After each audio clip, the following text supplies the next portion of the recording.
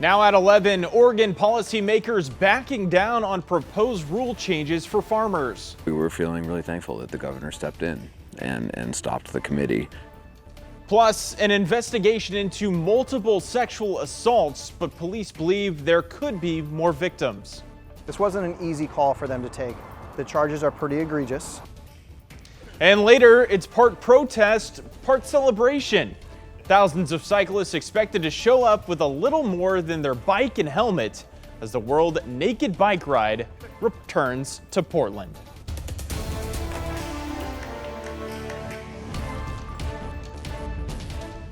Thanks so much for joining us here at 11. I'm John Adams. Small farms like Topaz Farms on Sauvie Island are relieved after Oregon Governor Tina Kotek paused some proposed rule changes they say could have put them out of business.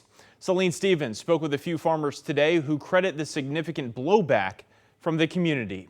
They spoke up and they spoke loudly. Farmers breathing a sigh of relief after Governor Tina Kotek announced Friday that she directed the Department of Land Conservation and Development, also known as the DLCD, to pause farm stand rulemaking and reassess the next steps. Oh my gosh, there were so many tears yesterday.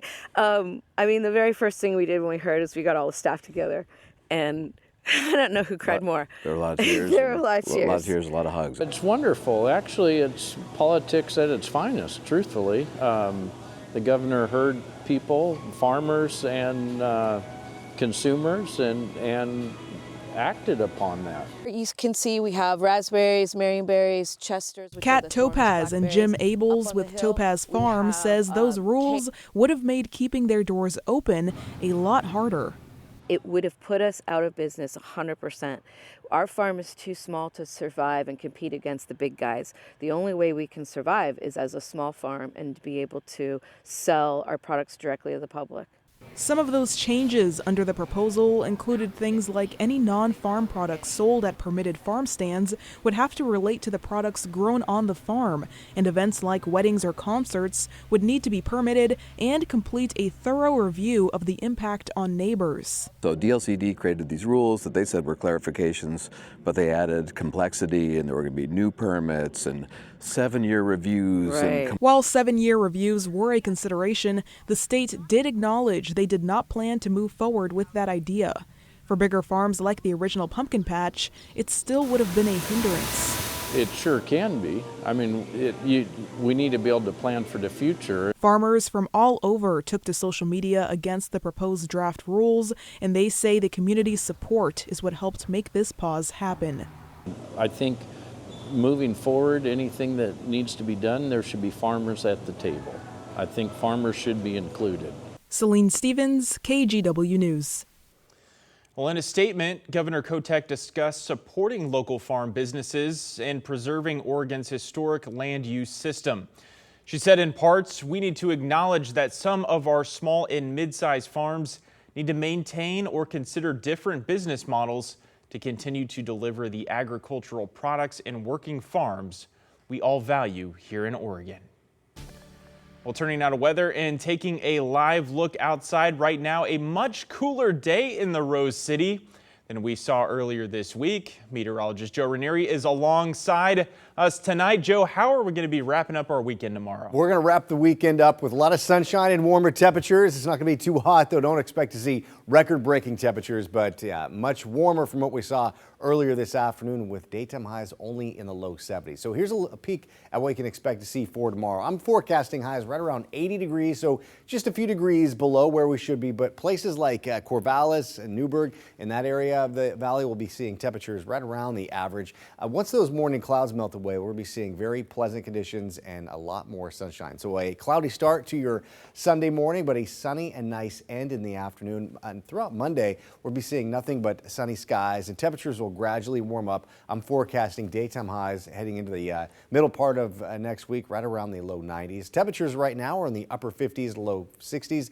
Futurecast shows a little bit of some cloud cover rolling in, a very thin cloud cover that is, heading into tomorrow. And as we look at the temperatures, we'll be looking at temperatures by 9 a.m. in the low 60s, by early part of the afternoon, the low 70s, with daytime highs in the low 80s. And it's a very pleasant week ahead heading into next week. I'll talk more about that in just a few minutes. All right, Joe, we'll see you soon.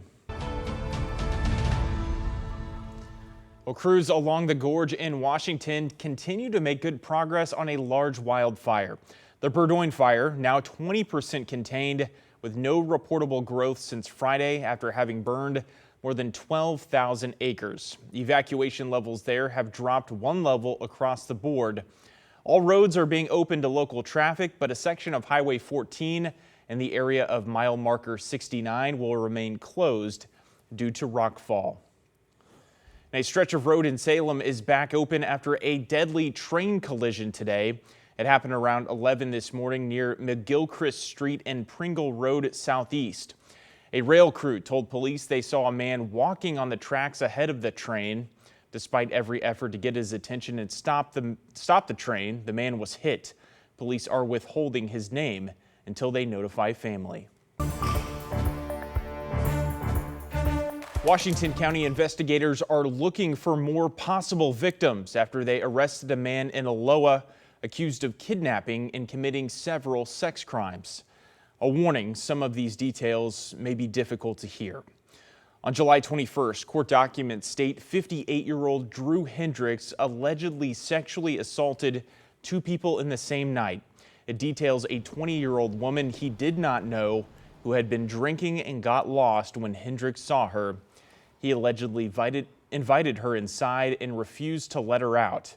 There, he forced her to smoke meth before he sexually assaulted her while taking pictures of the abuse. Investigators also believe Hendricks sexually assaulted a man in his 80s inside the same home. We are looking for additional victims to come forward. There are allegations of misconduct that span over 15 years. Prosecutors claim Hendricks has a pattern of stalking, threats, and being sexually inappropriate with women. He remains at the Washington County Jail without bail, pending a preventative detention hearing. An alert out of Washington County. The sheriff's office is asking for your help finding this man. 52-year-old James Richin left his care home in Aloha around 10 this morning, but he has dementia. The sheriff's office believes he may be trying to get to Portland. Richin was last seen wearing a gray shirt, black athletic shorts, black construction boots, and a black and orange backpack. If you see him, call 911 right away.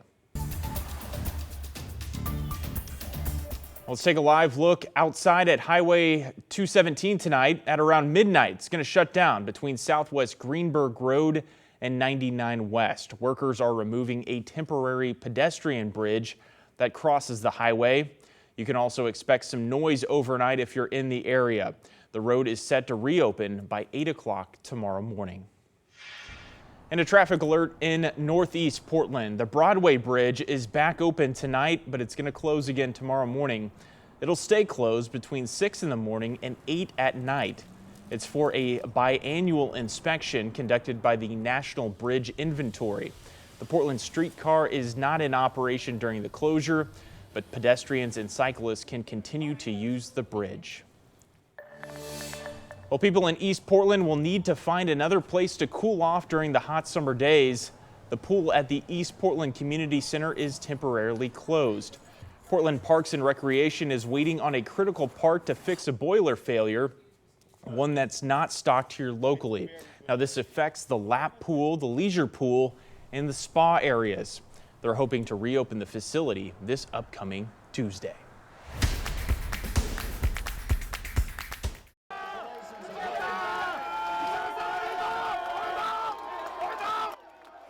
Well, cheers for Ichiro Suzuki at the annual Baseball Hall of Fame parade in Cooperstown today. He was one of more than 50 players taking part, with thousands of fans looking on. Tomorrow, the former Mariners star will officially be a Hall of Famer. Ahead of the ceremony, Ichiro said he's hard at work preparing for his speech, but he's also not taking any days off from baseball. Of course, I'm nervous, and I probably should be preparing more. But this morning, I actually went to the field and long tossed and kind of ran and did my workout. So for me, I guess that was more important. Well, he looks like he could still get out there and play. All 10 of Ichiro's All-Star and Gold Glove accolades were achieved during his first stint in Seattle. Well, check this out. It's part protest, part celebration. But let's also call it what it is. It's bare butts on bicycles. Tonight, cyclists bared it all for the World Naked Bike Ride. They met at Grant Park and took part in a ride that's meant to call attention to oil dependency, cyclist vulnerability, and body freedom. We spoke to one volunteer who made an effort to take part this year after last year's event was canceled due to a lack of support. It was heartbreaking. I've been here in Portland for 13 years, 12 years, and this is one of the things that to me is as Portland as it gets. Well, if you missed out on this event, you're in luck. There's a spin-off Naked Bike Ride happening Saturday, August the 9th.